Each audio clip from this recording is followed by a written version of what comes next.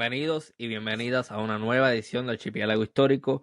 Mi nombre es Ramón González Arango y en esta ocasión tengo el privilegio de conversar con el doctor Federico Irizarry.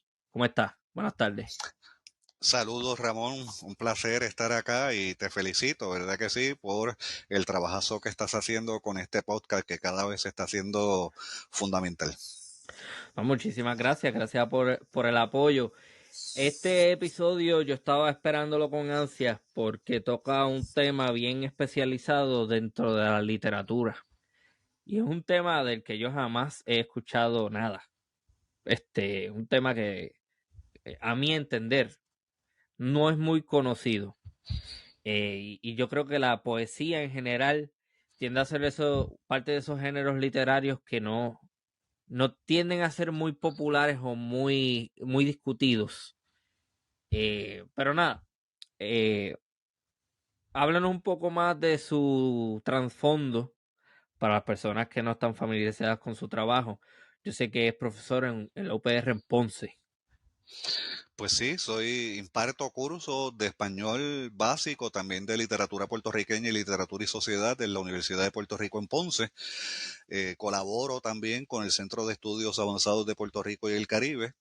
Y al momento, pues, he participado de un grupo literario que produjo a partir del 2001 una revista que se llamó El Sótano.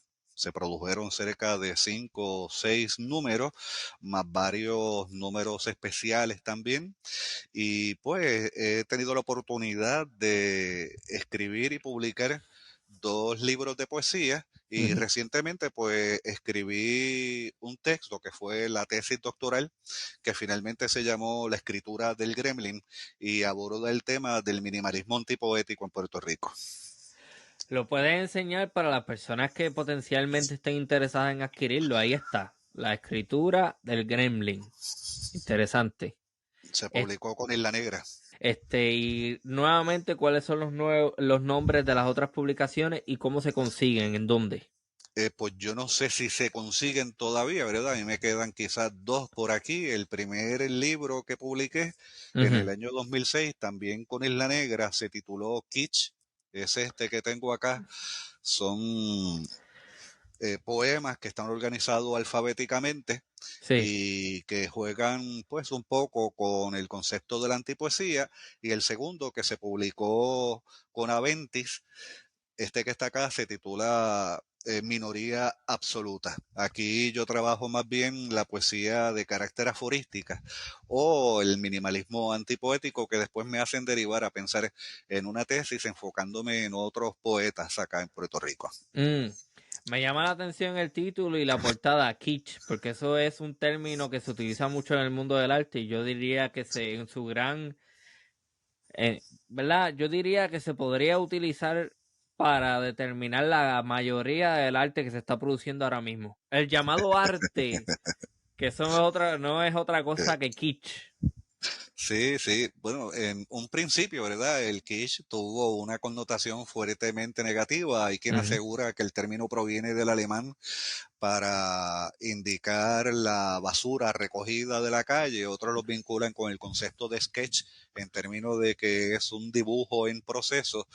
Y pues se utilizaba para llamar al mal arte, para cualificar al arte que es malo. Yo diría que después ha pasado, digamos, al mundo estético ya con otro nombre, algunos le llaman neo kitsch, en donde se pierde la ingenuidad que el kitsch en un principio tiene y se utiliza más bien como una especie de artificio Mm. bastante interesante que deriva quizás a la cuestión irónica y a la reflexión sobre lo que se está haciendo en vínculo con la cultura popular y demás. O siendo cínico, quizás es una excusa para seguir haciendo mal arte. Claro, bueno, lo que pasa es que los nuevos tiempos, ¿verdad? Le llaman posmodernos a algunos, pues ha eliminado del panorama estético el arte monumental. Nos olvidamos un poco de esta obsesión por monumentalizar obras de arte, grandes obras maestras, y yo creo que se ha pasado más bien a un tipo de arte documental, en vez de monumento, una especie de documento en que el texto mismo está consciente como un artefacto en que se organizan las distintas instancias que se utilizan, y entre ellas pues viene incluida en muchas ocasiones este sentido de kitsch. Eh, para las personas que no están familiarizadas quizás con lo que estamos hablando, me viene a la mente un buen ejemplo para lo que sería kitsch moderno de ahora. Esa noticia que salió hace unos meses atrás, creo que fue el año pasado en algún punto, del guineo que pegaron en una pared No sé cuál es. en una galería en Miami y creo que cobraron $50,000 por esa porquería. Es, Sé cuál es lo que estás diciendo. Es un guineo pegado a una pared con un tape color plata que generó una cantidad enorme de dinero para quien lo adquirió. a mí me interesaría mucho traer una persona, un artista o algo así que trabaje ese tema, porque el arte ha sufrido mucho, yo diría que desde la década de los 40, y hay también unas ideas ahí bien extrañas de cómo la CIA, el CIA, empieza a implantar este llamado arte abstracto. Yo no soy experto en el tema, Sí. pero que lo empieza a insertar dentro del panorama artístico internacional como como esta última cosa, y salen pintores como Pollock y toda esta gente. Yo creo que hay una ruptura ahí. No sé si ser categórico de lo que es buen arte con mal arte, pero ciertamente yo creo que ahora mismo lo que impera es el mal arte, y son tan anormales que si tú expresas algo negativo hacia eso, es que tú no lo entiendes, es que no eres sofisticado. Es como que, no, no, no, no, es que eso es una porquería, el arte Sí. cualquiera lo puede ver. Bueno, depende un poco también de las expectativas que se tenga en cada época para indicar qué cosa es arte bueno o Es arte verdad. malo. Yo creo que hoy día estamos en una estética más desfachatada, entonces el horizonte de expectativas cambia, muta y se democratiza hasta cierto punto, incluyendo precisamente aspectos o instancias que antes no eran bien vistos dentro de la oficialidad. Eso es un comentario bastante interesante. Sí, sí, sí, sí. Definitivamente lo pone, es un poquito más diplomático en el acercamiento que yo. Yo tiendo a ser un poquito más rajatabla con mis opiniones, aunque a veces pues reconozco que no son las mejores. Bueno, pero para eso estamos, para seguir aprendiendo. Este, bueno, yo no sé hasta qué punto se pueda definir la poesía, porque no existe una definición, yo diría, de poesía. Hay definiciones absolutamente simples, genéricas, ¿verdad que sí? Arte hecho por la palabra, hay otras que son más técnicas, lenguaje desfamiliarizado, lenguaje desfamiliarizante. Eso depende también del contexto en que uno se mueva y pues desde la perspectiva en que uno quiera también proyectar, pero tradicionalmente la poesía vendría a ser este discurso del cual se espera algún tipo de garantía de belleza, de armonía, de sublimidad. Eso es lo que usualmente se piensa, ¿no? Es como la idea que más se ha densificado en el imaginario estético. La antipoesía viene a romper en gran medida, y antes de la antipoesía también la poesía de vanguardia, ¿no? Y la poesía moderna en Europa en las últimas décadas del siglo XIX también. ¿Cuál sería el movimiento poético favorito del doctor Federico Irizarry? Bueno, yo bebí mucho de las aguas de la antipoesía Ajá. durante los últimos años de la década del 90 a principios del 2000, lo suficiente, diría yo, como para que me motivara a intentarla, me motivara a escribir más o menos en esa línea. No pretendía plagiar, ¿verdad que sí? Sabía que no iba a duplicar lo que se había hecho, así que yo diría que la antipoesía ha sido fundamental, por lo menos en el trabajo escritural que yo he hecho. Ok, entonces, ¿qué es lo que hace que la antipoesía sea antipoesía y cómo se diferencia de otros movimientos poéticos? Pues mira, usualmente se piensa la antipoesía sobre la base de ese prefijo anti, Ujú. en términos de que antipoesía es no poesía. Eso es falso. Esa es la idea más común y eso, a mi entender, no es la forma más correcta de entender antipoesía. Ese prefijo anti es conflictivo, Sí, es problemático y dificulta la comprensión adecuada, digamos, del texto. Yo prefiero pensarlo, y esto lo digo bajo la impronta de los estudios de Iván Carrasco, que es un magnífico estudioso de la antipoesía allá en Chile, ujú. como un tipo de poesía que utiliza discursos, géneros o fragmentos o cualquier otra instancia extraliteraria para incluirla en el discurso poético y que se integre, ¿verdad que sí?, de forma perturbadora. Así que en ese sentido vendría a ser como una especie, podríamos decir, de contratexto también o de contradiscurso, pues basado en instancias no necesariamente oficiales o más bien oficializadas por la tradición o autorizadas más bien por la tradición. Ok, o sea que si lo estoy entendiendo bien, vamos a suponer que en el pasado se escribía mucho sobre la naturaleza, sobre el romance.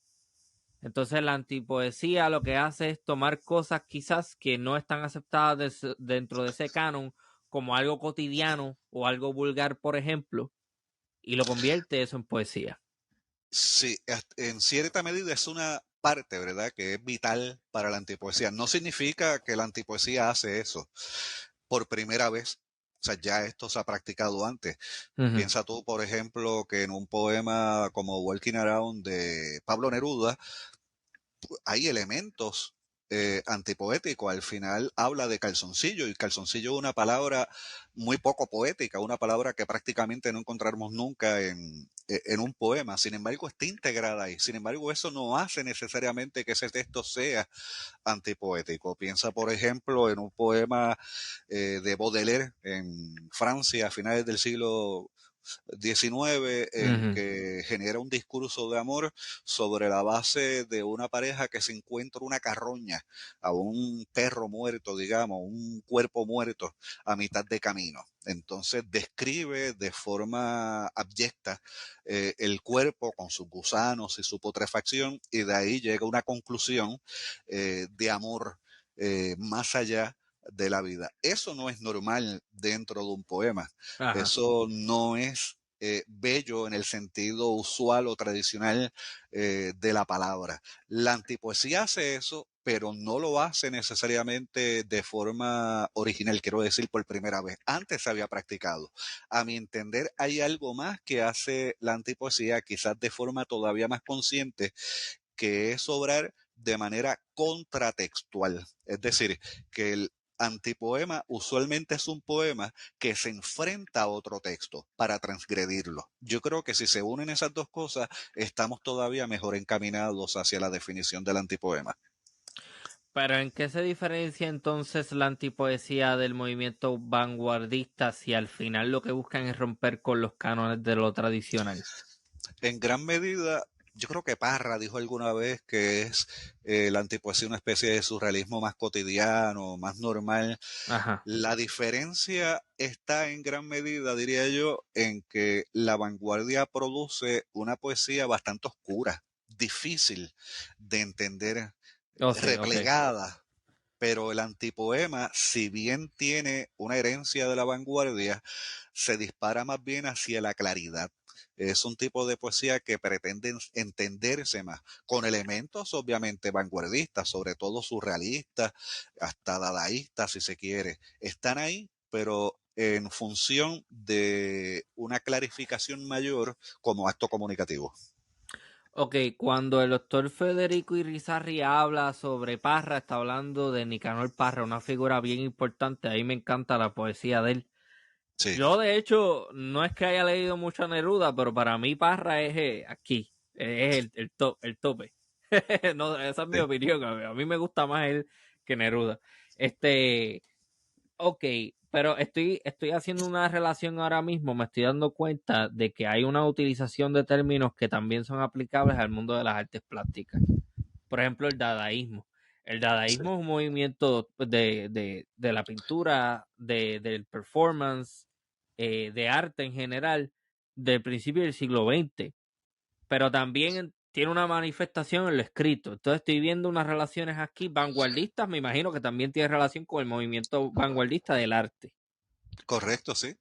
Pienso yo, por ejemplo, que el mismo Parra Mm, genera, si no me equivoco, fue durante los años 50 con Enrique Lin y Alejandro Jodorowsky, un tipo de poesía mural que pegaba en las paredes de un restaurante, no recuerdo ahora el nombre, y no sí, era otra cosa que una hoja de periódico con titulares manipulados, en términos de que cortaban las palabras y con el mismo material que extraían tras cortar los titulares creaban oraciones nuevas, oraciones que eran pues absolutamente insólitas para el género periodístico, que era el que estaba de base para producir ese tipo de artefactos, si se quiere, antipoéticos. O sea que sí, se mm, alimenta un poco de eso. El dadaísmo, pues en gran medida tiende hacia la irracionalidad, sí. hacia lo ilógico.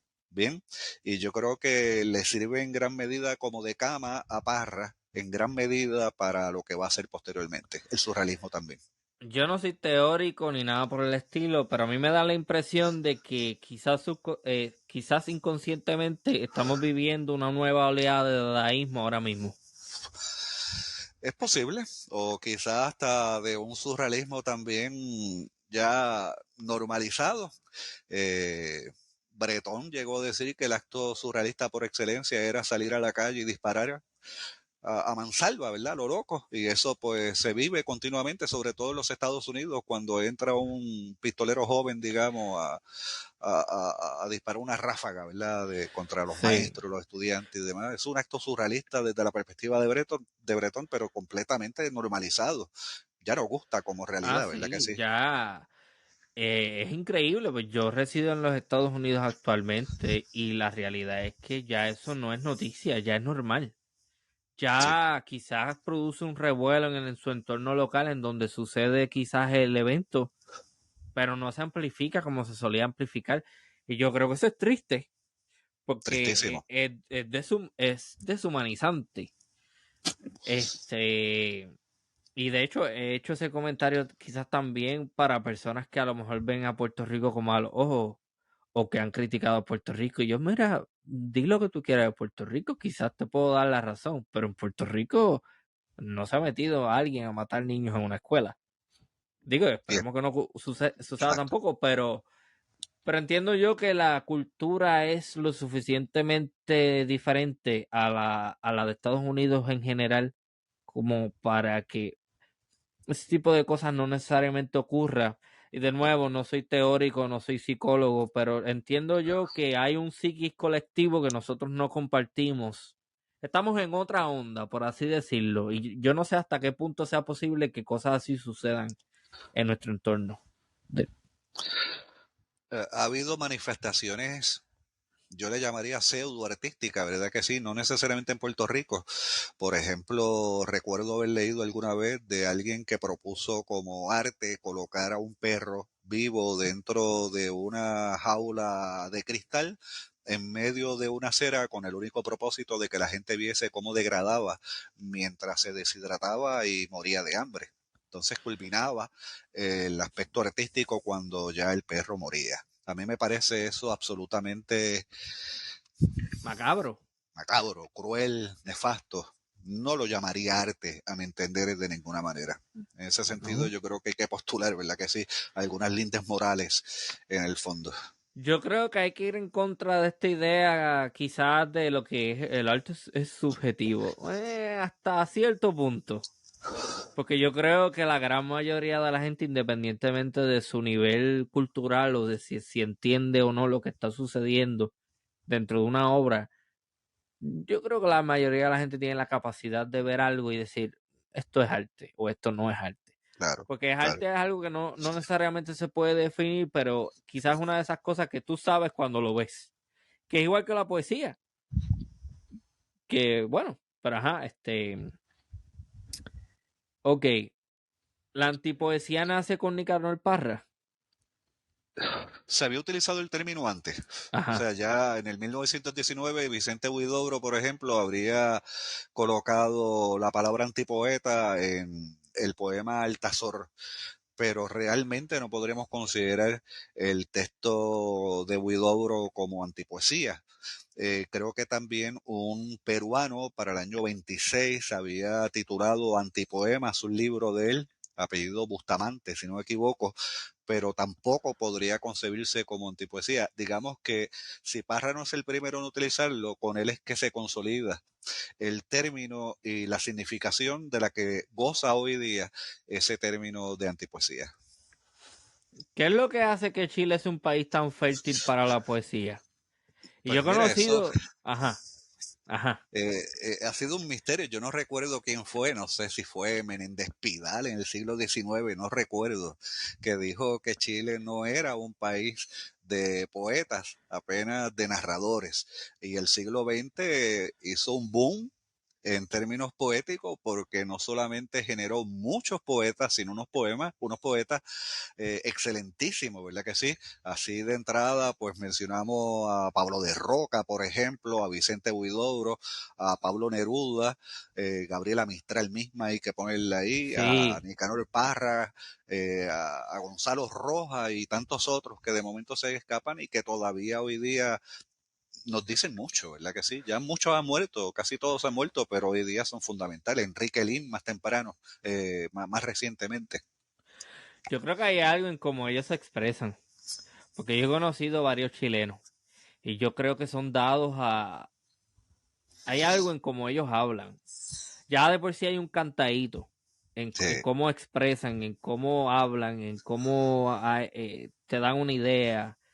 Y tienen a ser muy sensibles. He conocido muchos chilenos, no lo digo de forma despectiva ni negativa, pero sí tienden a ser cariñosos y sensibles.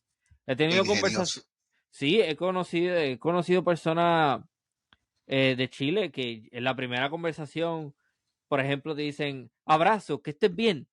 O sea, eso es algo que sí, a lo mejor se puede manifestar en otros lugares, pero con esa intensidad con la que ellos lo hacen, no sé. Y No son sé. sumamente ingeniosos, añadiría yo, en todo momento. Recuerdo que durante el tiempo que viví allí, Ujú. conocí, compartí y mantuve una amistad mucho tiempo con un poeta que hacía algo que en Puerto Rico sería insólito e imposible y era vivir de la poesía en términos de que él generaba un cubo como un Rubik's Cube, ¿te acuerdas de? Sí, sí. Pero en vez de colores lo que tenía era palabras. Entonces, en la medida en que uno iba moviéndolo de lado a lado, se iban formando frases y de ahí entonces se extraía precisamente un poema. Y él salía a la calle a vender por apenas $5 quizás a la gente que se encontraba en los restaurantes, las micros, las guaguas públicas, quiero decir, y vivía precisamente de eso. O sea, yo creo que hay un ingenio y una forma también en muchas ocasiones poética o antipoética de vivir. Pero que era exactamente lo que vendía.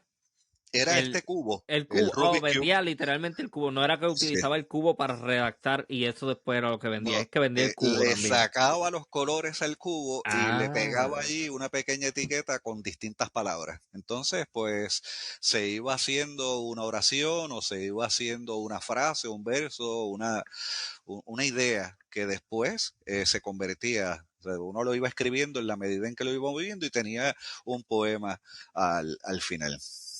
qué interesante. Sí, Ingenioso. sí, o sea, exacto. Ingenioso. Este, ¿Y qué hace que vayas a Chile? Estudié, fui a estudiar allá la maestría. Ujú. La Universidad de Chile, que es la estatal, el propósito era precisamente trabajar la antipoesía, Ujú. pero en un poeta 2 generaciones posterior a Nicanor Parra. Él se llamaba Rodrigo Lira, y digo se llamaba porque se suicidó Sí. apenas con 20 y pico de años, y dejó un libro que precisamente Enrique Lin recopila y lo publica. No recuerdo bien el título, creo que era Proyecto Poesía Completa de Rodrigo Lira. Al final, pues todo lo que pude extraer de allí, pues me lo traje a Puerto Rico en términos teóricos para abordar acá el tema de la antipoesía, pero desde la perspectiva ya minimalista. O sea, me interesaba cruzar el concepto de antipoesía con el de minimalismo en la escritura. A mí me interesa mucho también el minimalismo en el sentido de que a mí me interesa expresar lo más posible en una oración que quizás solamente tiene 2 palabras. Y creo que sabe lo que estoy hablando porque Claro, recientemente envié un texto que hice. muy A mí bueno. me gusta mucho esa idea de cómo yo, en un texto bien cortito, quizás un párrafo, ahí te voy a dar un montón de cosas. El minimalismo, defínalo por favor en términos generales, ¿no? Para que la gente Pues entienda. en términos de primera percepción parece algo simple, Ujú. pero esa simpleza implica un esfuerzo mayor por conseguirla, porque implica condensación, que era lo que estabas diciendo, Ujú. generar algo completo en el contexto de una densidad, en este caso de ideas o de palabras, que no siempre es fructífero, ¿verdad? Y otra característica del minimalismo, por lo menos en la escritura, es que tiene que ser aguda, tiene que estar basada en la agudeza, en el ingenio mismo como tal. Probablemente porque es un tipo de deriva estética o escritural transgresora. Ok. Transgresores que va en contra. Exacto, rupturista. Ujú. Ok. Hmm. En términos generales, ¿me podría hablar un poco más sobre la poesía en Puerto Rico? Porque me interesa mucho ese tema. En general, En la general, en poesía. general. Pues nosotros tenemos excelentes poetas desde mediados del siglo XIX. Ujú. Ya los conocemos, ¿verdad? De alguna manera, desde, no sé, Manuel Alonso, Gautier Benítez, hasta la actualidad, que hay un torrente de poetas con mucha garra en Puerto Rico. Lo que ha caracterizado la poesía en Puerto Rico, que ha tenido sus momentos, ¿verdad? Ha habido sus momentos más que otros géneros, es que está, como toda la literatura en Puerto Rico ha estado tradicionalmente ligada a un proyecto nacional. Entonces, en gran medida, durante el siglo XIX, nuestra poesía se condujo a través de canales que podrían ser muy bien patrióticos, por ejemplo. Eso, digamos, se mantiene un poco a través del tiempo, pasa por las vanguardias con el atalayismo, coincide estéticamente con la política, con el nacionalismo puertorriqueño. En los 50 tenemos una figura brutalmente poderosa, que es la de Matos Paoli, que une el misticismo, ¿verdad?, con lo nacionalista, por ejemplo. En los 60 tenemos la poesía revolucionaria de Guajana, de Mester, de Palestra, y en los 70, aunque no se aleja del todo de este tipo de sentido de poesía nacional, comienzan a experimentar, diría yo, con algunas derivas estéticas alternativas, y comienzan a romper un poco con ese canon de nacionalismo que siempre fue el sostén, no solo de la poesía nuestra, sino pues de la literatura en general. Sí. Muchos lo han estudiado así. Siglo XIX, me viene a la mente Lola Rodríguez de Tío. Ujú. Cuando menciona nacionalismo y siempre ligado quizás a algo político, me viene a la mente también Juan Antonio Corregel. Bien Claro, importante, todo el mundo sabe, por lo menos en Puerto Rico, si no te sabes, si bien no, a lo mejor no te sabes el poema, quizás sabes de Boricua en la Luna, la que eso canción sale por lo de, menos. claro, la canción de Roy Brown, y creo que también Fidel La Vega tiene una versión de esa canción. Correcto. Ah, que de hecho Roy Brown tiene un disco que se llama Distancias. Sí, Y ese basado álbum a mí me precisamente en, encanta. pues ahí están los poemas de Juan Antonio Cordera, y hace una compilación.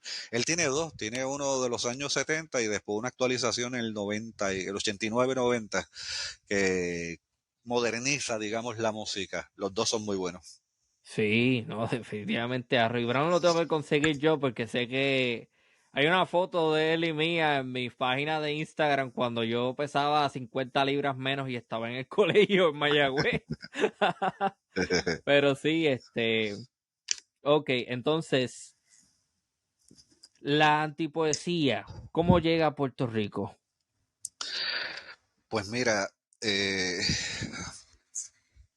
aquí, por ejemplo, ya había conciencia de la antipoesía de Parra en los años 70. Bien, yo pienso, por ejemplo, que Salvador Villanueva, que participó de la revista Ventana, ya publicó en el primer número, si no me equivoco, un ensayo sobre la antipoesía de Parra. Sin lugar a duda, antes, ¿verdad? Ya se puede rastrear, digamos, en la poesía de Iván Silén, ciertos aspectos antipoéticos como tal. Sin embargo, yo creo que Villanueva es el que más consciente está precisamente de lo antipoético. Sin embargo, si te fijas, no son nombres que suenen mucho, ¿verdad? Salvador Villanueva quizás no suena tanto como un nombre así como, digamos, este que tú Rubén Darío. mencionaste. Exacto. Otro poeta que ha quedado un poco a las sombras también del tiempo acá en Puerto Rico, Manuel Álvarez Calle, estaba muy consciente precisamente de la antipoesía y tiene textos. Ujú. Habitantes de la Piel, que es un libro de él en donde se ve la afiliación antipoética y parriana exclusivamente. O sea que yo diría que más o menos entre los 60 y los 70 ya se puede ir rastreando acá la huella de la antipoesía en Puerto Rico. Ok, interesante. Si yo preguntara por una lista de poemas esenciales puertorriqueños, no necesariamente dentro del movimiento de la antipoesía, ¿qué me podría Uf, mencionar? te puedo mencionar, sí, textos que me vienen, ¿verdad? A la mente. Un texto que yo siempre he querido mucho es el de Aires Bucaneros, de Luis Pales Matos. ¿Verdad que sí? Hay varios textos también de, yo te diría que el de la misma Julia de Burgos, como el de Ay, ay, ay, de la Grifa Negra. A mí me parece fundamental. El canto a la locura, o el canto de la locura, debo decir, de Matos Paoli, me parece que es indispensable. Un poco más acá en el tiempo, hacia el olor del pan de Lima, de José María Lima, Animal fiero y tierno de Ángela María Dávila. O sea que yo creo que hay unos cuantos textos de los cuales nosotros nos sentimos totalmente orgullosos de que fuesen escritos acá en Puerto Rico por puertorriqueños. Sí, y quizás puedo hacer el contraste con el comentario que hice al principio de que la poesía quizás no tenga tanto movimiento con relación a otros géneros literarios. A lo que me refiero es a lo siguiente. No es muy habitual que se produzcan muchas copias y que se vendan muchas copias. Ahora, eso no significa que en Puerto Rico no haya un interés por la poesía y que la poesía no tenga un papel importante. Porque yo creo que todo el mundo en la escuela aprendió Majestad Negra. Mm. Yo, por ejemplo, participé en un certamen de poesía cuando estaba en tercer grado. Yo creo que el poema que recité era de Luis Llorén Torres. No, no creo, estoy seguro, pero estoy tratando de accesar la memoria para ver cuál era el título. Collores, Valle de Collores. Valle de Collores. Yo creo que ese fue el que hice, sí. Eh, O sea que sí tiene un papel importante, pero quizás eso no necesariamente se lleva a la compra y venta de libros, de poemarios. Yo diría que nosotros provenimos de una cultura fuertemente oral y eso no quita que nos deje de gustar la poesía, ¿verdad que sí? Quizás no estamos muy dados, quizá no pasa tampoco en otros países, a la lectura de libros, excepto alguna parte de la población. No es que nadie lea o todos lean, simplemente pues que los libros van destinados a un público particular. Ahora hay poesía oral. Hay gusto, hay mucha poesía, digamos, oralmente fuera de los libros. Definitivamente, y hasta cierto punto la música es una manifestación de eso, porque la Claro, música es poesía con acompañamiento musical. Que sea buena o mala es otra cosa. absolutamente. Que bastante cositas raras que veo por ahí, pero ajá. Am, ok, y quizás podemos llevar esa lista a un entorno que salga de Puerto Rico, en términos de Poesía. poesía latinoamericana.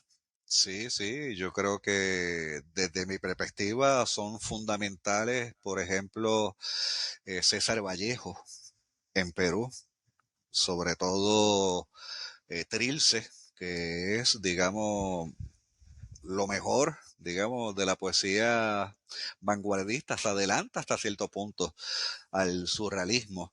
Yo diría perfectamente bien la poesía de Pablo de Roca. Hay un libro que se titula U, que me parece maravilloso, también de vanguardia, la poesía de Gonzalo Rojas también en Chile, Ernesto Cardenal en Nicaragua, eh, Eduardo Lizardi en México, que es un tipo de poesía malditista, si se quiere, pero muy buena poesía. Jaime Sabines también en México, que de hecho Draco ha musicalizado algunos textos de él. Oh, sí, no sabía eso. Sí, en Vagabundo puedes conseguir varios textos de él, pues musicalizados. Ese es el que tiene esta canción que a mí me gusta mucho, Obra de Arte. No, es uno anterior. Ah, es uno anterior. Ok, pues yo Ujú. tengo un disco de Robbie, sí. Ok, interesante. Hay personas que deben estar escuchando esto y dándole pausa cada 3 segundos para apuntar el nombre del autor y del poemario. A mí ese de que dice U me llama la atención, es literalmente la letra U nada más. Ese es el nombre La del letra, poemario. exactamente, la letra U solamente. Estoy tratando de recordar el título y por eso es que me estoy trabando, porque lo tengo aquí en la casa. Es un poemario, Canción del Polvo, algo así se llama. Ah, tú hablas de Manuel Ramos Otero, Invitación al Polvo. Es ese mismo. Ese, ¿qué me puede decir sobre él? Porque es un poemario bien interesante, pero puede ser medio barroco y medio difícil de entender en muchas ocasiones. Sí, pues la literatura de Manuel Ramos Otero es fundamental y en términos generales podría decir que él es como el fundador de la literatura homoerótica, si se quiere, acá en Puerto Rico en primera persona, ¿verdad? Él hace por primera vez un cuento homoerótico utilizando el pronombre yo. Eso no había pasado antes. Home de Luis Rafael Sánchez habla en tercera persona y el asedio de Emilio de Valcárcel habla también en tercera persona, pero ya para los 70, a principios de los 70, él está hablando en yo. Y yo creo que eso abre las puertas y genera una óptica distinta por parte de un grupo que había quedado marginado y que no había encontrado esencialmente la palabra dentro del espesor de lo literario en Puerto Rico. Él hace a nivel de novela lo que yo pienso que es la novela más difícil que se ha escrito aquí, la más difícil de leer, que es la novela Bingo. Y en cuanto a la poesía, particularmente en ese texto, hay un discurso homoerótico, hay un discurso gay sumamente provocador en nuestra literatura que va a servir de base para otros poetas y otros escritores en Puerto Rico. Yo recuerdo que para mediados de los 90 se intentó hacer en Puerto Rico, en una universidad, un curso sobre literatura gay y aquí se formó un gran revolú sobre eso y yo creo que en gran medida detrás de esa resonancia que comenzaba a tener esta temática estaba precisamente la literatura de Manuel Ramos Otero. Es fundamental como escritor en nuestro panorama literario. Interesante. O sea, que yo tengo un poemario bien importante, en mi caso, un Sí, ejemplar sí. de algo que es sumamente importante dentro del panorama literario puertorriqueño. Y algo bien curioso Sí, es que él acostumbraba en las portadas de los libros a presentarse. Él se fotografiaba. En el primer libro de cuento que se llamó Concierto de Metal y otras orgías de soledad, él estaba en la portada, eso apenas lo hacían quienes, los cantantes de rock en aquella época, en las carátulas de los discos, y en ese libro que tú mencionas aparece también, si no me equivoco, él con una en un imagen cementerio. perturbadora, exactamente, y hay un niño cabalgando una cruz sobre una tumba. Interesante. Ok, wow. Bueno, quizá lo voy a revisitar para ver Sí, si sí, los datos que tengo ahora en la mente hacen algo diferente cuando se relea sí. eso. Hmm, Esas portadas son significativas porque ya dan un tono. sí, definitivamente llama la atención. Que volvemos a lo mismo. Y esto es algo que se ha discutido muchísimo. Está bien, la portada no, tú no puedes juzgar un libro por la portada, pero la portada no deja de ser importante tampoco. Importantísimas. Eso es parte de lo que llaman paraliteratura, ¿verdad? Que es todo aquello que bordea el texto y que de alguna manera pues dialoga con su contenido. Además, el libro como objeto también puede tener una cualidad estética y puede enviar un mensaje. Yo creo que es fundamental. Sí, no, es importantísimo. Entonces yo veo muchísimos libros con unas portadas feísimas que no me dicen nada. Entonces la portada se supone que también te enganche. Claro, Visualmente primero y después con el contenido. exacto. Que eso, pero sí, yo creo que en Puerto Rico se puede hacer un mejor trabajo maquetando las portadas en muchas ocasiones. Un gran problema ahí. Este, vamos de nuevo a la antipoesía. Vamos a la antipoesía. ¿La antipoesía es algo que se está cultivando todavía en Puerto Rico o es algo que ya como es fase llegó a su fin? Bueno, como todo, ¿verdad? Sufre una especie de proceso y lo que se hace no es necesariamente repetir la antipoesía de Parra, pero sí deja una huella completamente aprovechable que los escritores, pues con el paso del tiempo, la han acogido y la han aplicado.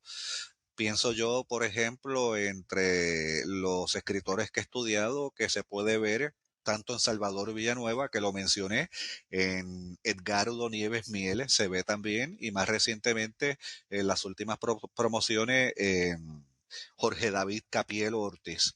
Yo creo que ahí perfectamente podemos ver la huella antipoética. No es la antipoesía de los años 50 que practicó Parra, ¿verdad que sí? Ni siquiera en Chile se practicó igual. Enrique Lin, que la aplicó, hablaba de una antipoesía con aureola estética, así le llamaba él a lo que él estaba haciendo. O sea que la antipoesía es, en ese sentido, como una especie de germen que se extiende un poco, que irradia a través de su mutabilidad y sus transformaciones. Y está ahí, de alguna forma está ahí para ser aprovechada. Si fuéramos a dar una serie de argumentos para interesar a alguien que no necesariamente lee o que no necesariamente tiene conocimiento de lo literario, ¿qué deberíamos decir para enganchar a que personas lean más poesía? Pues mira, no sé, así de primera instancia se me ocurre, ¿verdad? Vincular el discurso poético con la música. A través de la música yo creo que perfectamente bien se puede llegar a la poesía ya como lectura, ¿verdad? Porque escuchar poesía y leerla son dos cosas distintas. El formato que tiene el texto, los espacios, la forma en que se distribuye, la tipografía, el papel que se utiliza, incluso todo eso influye en el Sí. consumo estético que se hace, pero la música sería, y creo que es, yo lo hago, por ejemplo, con mis estudiantes, ¿verdad? Ajá. Que trato de engancharlo a través de la música para que caigan precisamente en los poemas y en la poesía. Oye, es interesante porque estaba pensando, me puse a pensar en que sería bueno hacer el experimento. ¿Y qué pasaría si sacáramos las letras de las canciones de Wisin y la pusiéramos en el libro. Wisin, este cantante que tiene unas líneas bien locas, él tiene unas líneas bien locas. No sé si lo has escuchado. Él Sí, tiene sí, una... sí. De hecho, en España hay una escritora de apellido Paz, no Ajá, recuerdo, Soledad Paz creo que se llama, que publicó un libro que se titula Caliente y tiene que ajá. ver con el estudio del cuerpo desde una perspectiva erótica y utiliza las letras de Bad Bunny un poco para integrarlo al estudio que hace. Yo creo que eso era lo que te decía ahorita, ¿no? Esta Sí, idea de que no se monumentaliza ya el arte, sino que es posible documentalizar a través de él, sin caer necesariamente en asuntos que tienen que ver a veces mucho más con prejuicios que con otras cosas para decir sí, qué cosa es buena y qué no. sí, con prejuicio, exactamente, porque yo puedo decir categóricamente que hay ciertas canciones de reggaetón que uno las escucha y uno dice, mira, aquí rima, aquí hay un mensaje, que a lo mejor uno no está de acuerdo con ciertas cosas que se dicen, claro que sí, pero Bueno, vamos, si tú lees para que estar de acuerdo con todo lo que lees, pues entonces no leas, no pierdas el tiempo. correcto. Entre los últimos poetas, el de las últimas, los de la última promoción acá en Puerto Rico, puedo mencionar a Gallego, el nombre de él es José Raúl González, que él escribió muchas veces las intros para discos de reggaetón y también de reggae, tanto para Cultura Profética como para Daddy Yankee, cuando era el cartel de Yankee, y él mismo en el 2006 o 2007 hizo un disco también de reggaetón y tiene dos libros, dos o tres libros maravillosos de poesía, sobre todo el primero que se titula Barrunto. Ese comentario que yo hice me gustaría amplificarlo porque además a pensar en el panorama político actual, el comentario que yo hice sobre este de que uno no tiene que buscar leer cosas con las que necesariamente esté de acuerdo, porque me hace pensar, por ejemplo, en la cultura de la cancelación, Claro, en cómo buscamos, y se hace de ambas partes, porque la izquierda siempre ha criticado a la derecha en las instituciones que censuraban y de cómo todo tenía que ser de acuerdo a cierta forma, pero la izquierda también lo hace. La sí, izquierda cuando te dice no puedes comprar este libro porque el tipo es machista o no puedes comprar este libro porque te habla de cosas antifeministas o qué sé yo qué, estás haciendo en efecto lo mismo que tanto criticas, pero desde una plataforma política opuesta a la otra. Pero es la misma cosa. desgraciadamente es así y se fomenta entonces una especie de cultura de la mismidad, de la semejanza. Y yo creo que el libro, la lectura en gran medida debe ser demoledor para que se produzca una cultura de la alteridad, de la diferencia y generar a su vez un distanciamiento crítico para poder hablar sobre ello. Si no, pues entonces nos quedamos en la complacencia y en la cultura del aplauso solamente. Ah, bendito, en la cultura del aplauso, ¿verdad? Que también me hace pensar en estos personajes que están saliendo mucho, que ahora son famosos, que se victimizan y que se hacen héroes por tener por tener algún tipo de vicisitud o adversidad, en muchas ocasiones autoinfligida, que Sí, no necesariamente, y bueno, aquí hay muchísima tela que cortar, porque yo pienso, yo soy un crítico de, de, de estas ideas que están saliendo ahora mismo, de cómo, esto no me gusta, vamos a ir a robar el texto de la biblioteca para que no lo alquilen, para que no lo den. Eso pasa vamos. aquí, por lo menos en los Estados Unidos. Mi esposa trabaja en una librería y ella me cuenta de cómo hay literalmente colectivos que se dedican a sacar libros de bibliotecas porque no les gusta lo que dicen. Entonces Eso ellos es se roban sabotaje. eso para que no, nadie lo lea. Terrible, eso es terrible lo que has dicho. Entonces lo hace gente de derecha, pero Claro. también lo hace gente de izquierda, la misma cosa. Por eso es que yo también tiendo a distanciarme mucho, en muchas ocasiones, de, de discursos izquierdosos, porque yo sé que muchas veces desembocan en lo mismo. Los extremos son peligrosos, Sí, no importa de qué lado. al final el extremo izquierdo es igual de anormal que el extremo derecho, es la misma cosa. Coincido totalmente. Sí, hay que cambiar eso y tenemos que exponernos a cosas que no nos gustan, que no nos gustan.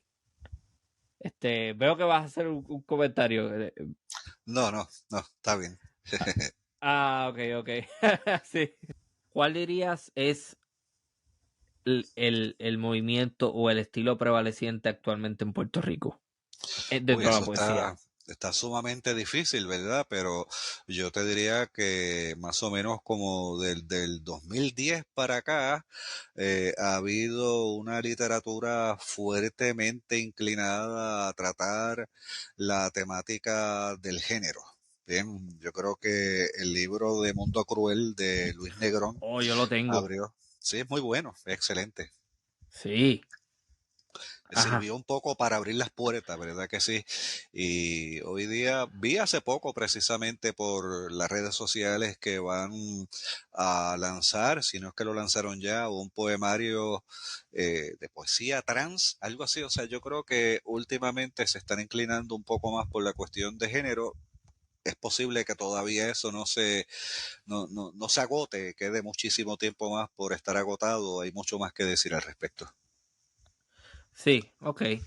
Entonces, ese es el comentario, que ahora mismo quizás lo más prevaleciente es eso. Cosas que Bueno, trabajen con la sexualidad y con el género y ese tipo de sí, cosas. no sé si lo más, ¿verdad? Pero sí es una línea bastante visible. Pienso, por ejemplo, también en lo que está haciendo Francisco Font Acevedo. Hace poco lanzó 16, 17 por ahí, una novela que a mí me parece que es, en términos narrativos, de las mejores cosas que se han escrito en las últimas décadas en Puerto Rico. Se llama eh, se me fue la palabra ahora. Es Samsonite, el tipo de maletín, ¿te acuerdas de aquella marca de maletines Samsonite? La Troupe Samsonite, así se llama Ok, esa sí. novela. Y es una novela eficazmente experimental que no se aleja de un contenido importante que tiene que ver con la vivencia del puertorriqueño desde los años finales de los 70 hasta los 90 más o menos, eh, en el contexto de una gran precariedad que en ese sentido pues yo creo que sintoniza perfectamente bien con los tiempos actuales. Ok, voy a Esa es hacer una... otra Sí, deriva, no necesariamente, o sea, hay varias derivas, estas son digamos dos entre las que hay. debe ser la literatura moralizante. Que tenga la intención de moralizar, pues cada quien lo decide, ¿verdad? Yo entiendo que en muchas ocasiones eso perjudica la intención de una obra porque a mi entender lo estético debe primero. De lo contrario, pues se panfletiza en gran medida y se tergiversa como obra. Mejor que escriba, digamos, un ensayo, ¿verdad? O haga un tratado, o haga un manifiesto, pero si es una novela, o es un poema, o es una obra de teatro, pues yo creo que debe primar el sentido estético. Exactamente. Hago la pregunta con toda la intención precisamente relacionado a lo que estábamos hablando ahora de esta cultura política que está ocupando mucho espacio. De igual manera, tiene que ser la literatura políticamente correcta. No, no necesariamente. Yo creo que se hace excelente literatura y a veces mucho mejor cuando transgrede. Cuando va opuesto a exactamente. Sí, no, yo pienso lo mismo y de nuevo hago las preguntas con con el total interés de establecer ese punto de que, porque me preocupa mucho que haya mucha gente que a lo mejor lea pero no sabe leer.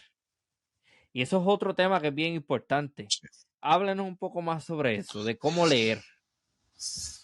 Wow, eso es un tema de difícil abordaje. Ajá. De momento, pienso Ujú. que depende en gran medida de las experiencias que uno tenga, ¿verdad? De el aprendizaje y la voluntad y la intención. Si por leer entendemos algo más que pasar la vista por encima de las letras negras sobre el papel o sobre el monitor de la computadora, yo creo que leer implica algo mucho más profundo que eso, es una interiorización de un contenido que debe generar asimismo un diálogo con lo leído y debe derivar en conocimiento, ¿verdad que sí? En el mejor de los casos en sabiduría. Pero cómo hacer que se lea, pues yo ahí no sabría decir más allá. Ok, hacia donde voy es al comentario que me hizo una vez en una de nuestras conversaciones anteriores de la importancia de leer críticamente, porque Claro. tendemos a ser muy rápidos a leer algo por encima superficialmente y no analizar. Y por esa línea es por donde voy. Criticar implica mantener en gran medida un distanciamiento de aquello a lo cual uno enfrenta con el propósito de entenderlo para poder posteriormente reaccionar de la forma más adecuada, ¿verdad? A ello, en espera, obviamente, de que sea contestado, no necesariamente al momento, pero posteriormente. Esto es un diálogo constante y la crítica, pues, requiere un reconocimiento y un autorreconocimiento también de las debilidades y las fortalezas de aquello que uno enfrenta y aquello a lo que uno expone. Ok, a mí me interesa mucho trabajar esta cuestión jocosa de nuestra cotidianidad y el humor. ¿Me puede dar consejos en términos de cómo hacerlo eficazmente? Porque sé que hay un punto en el que si uno trata de ser muy cómico, la cosa pierde valor, la cosa pierde algo. Sí, yo creo que tú te refieres, ¿verdad? Al humor inteligente, ¿cierto? Yo creo que aunque nuestra literatura durante muchísimo tiempo ha sido fuertemente seria, con intenciones estéticas realistas y demás, pues tenemos una serie de escritores que han sido fundamentales en términos humorísticos. Pienso yo, por ejemplo, en esta novela fabulosa que se llama Figuraciones en el mes de marzo, de Emilio Díaz Valcárcel. Yo creo que ahí podrías encontrar quizás muchas ideas para ver cómo él organiza el humor y lo utiliza como recurso para, pues, para generar una visión más desfachatada de lo que hace. Luis Rafael Sánchez, La guaracha del macho Camacho, también es sumamente eficaz. Ana Lidia Vega, ni se diga. Francisco Fona Acevedo, en esta novela que acabo de mencionar, La Troupe Samsonite, es muy efectivo en las derivas humorísticas que genera. Yo creo que la lectura vendría a ser quizás el mejor recurso para uno poder aprender a hacer esto. Ah, no, claro, sí, definitivamente. ¿Cómo vas a escribir si no lees? Obviamente. Este, Hay algo que quería comentar y es que debemos abrirnos a leer todo tipo de cosas Sí, y debemos evitar este encerramiento que nosotros mismos nos imponemos. Porque mencionas, por ejemplo, el trabajo de Invitación al Polvo. Es un libro homoerótico. Yo no soy homosexual, pero eso no significa que yo no puedo leer eso y disfrutarlo. de ninguna manera. Yo no soy comunista, pero eso no significa que yo pueda leer textos comunistas o que hayan sido producidos en la Rusia soviética. Yo no soy católico, por ejemplo. Eso no significa que yo no pueda leer algún tipo de, qué sé yo, algún pensador, algún teólogo de la Edad Media. Este tipo de relaciones incorrectas que nosotros hacemos, o yo no soy, por ejemplo, qué sé yo, si fuera alguien homofóbico, eh, hay que exponerse a todo. Y de igual manera, si tú eres una persona a la que llamamos progre, ¿por qué no leer algo de derecha? ¿Por qué no leer algo como el Mein Kampf, por ejemplo, mi camino de Hitler? ¿Por qué no? Sí, Ajá.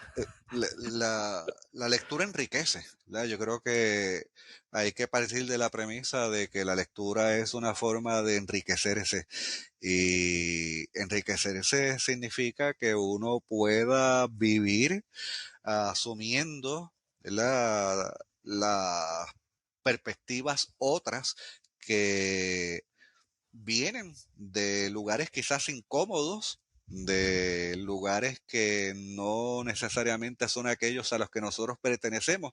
Leer no significa que yo voy a adoctrinarme, ¿no? Con lo leído, sino que me voy a enriquecer, obviamente, para tener puntos de vista distintos, para generar quizás un posicionamiento más crítico ante la realidad, las circunstancias en que uno vive.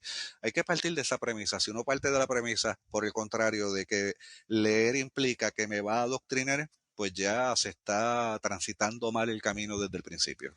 Sí, y yo creo que debemos evitar también la mentalidad de rebaño y la Sí, mentalidad de la colectivización en el sentido de que porque yo sea de determinado grupo o determinada creencia significa que todo lo que dicta y prescribe este grupo, yo estoy de acuerdo con eso. No, hombre, ujú, no, hay que tener pensamiento y criterio propio, hay que tener la habilidad de pensar por su cuenta y si uno pertenece a un grupo, chévere, pero uno no tiene que estar de acuerdo con todo lo que el grupo dicta. De igual manera, eso se puede llevar a lo político. O sea, igual. si tú eres de determinado partido político, eso no significa que todo lo que la cúpula de ese partido diga, chévere. No, hombre, hay que tener criterio, análisis. Absolutamente. Claro que sí. Coincido totalmente. ¿Algún pensamiento, algún comentario, quizás alguna invitación, algo que puedas añadir antes de terminar este episodio? Pues en la línea de lo que hemos hablado, ¿verdad que sí? Que sigamos abordando la lectura, que busquemos la forma de salir de las zonas de confort y exponernos ante lecturas que no sean necesariamente las que nosotros esperamos. Cioran creo que fue el que dijo que la lectura siempre debe destruir. Lo decía en el sentido de lo que estamos hablando, ¿no? Destruye algo en mí, pero genera obviamente algo distinto a lo que yo he sido hasta el momento. Sí que en ese sentido yo creo que ese podría ser el comentario final. Me quedan ciertos libros del Gremlin, la escritura del Gremlin. Si alguien esté interesado, puede escribir al correo electrónico mío, que es federicoirizarry@gmail.com y se coordina. ¿Tienes alguna idea de dónde se va a poder conseguir? Me imagino que el Candil, por ser de Ponce. Pues yo he llevado varios al Candil, no sé si todavía quede, y sé que en San Juan el editor Carlos Roberto Gómez Vera había llevado varios. Bien, así que yo creo que se puede conseguir a través de Amazon también, si no me equivoco, están. Y si no, pues que me pueden escribir, me quedan cerca de unos 10 libros quizás. Excelente. Pues muchísimas gracias, eh, Gracias a ti, profesor doctor Federico Irizarry. Bueno, gracias a ti. esta ha sido una nueva edición de Archipiélago Histórico. Hasta la próxima.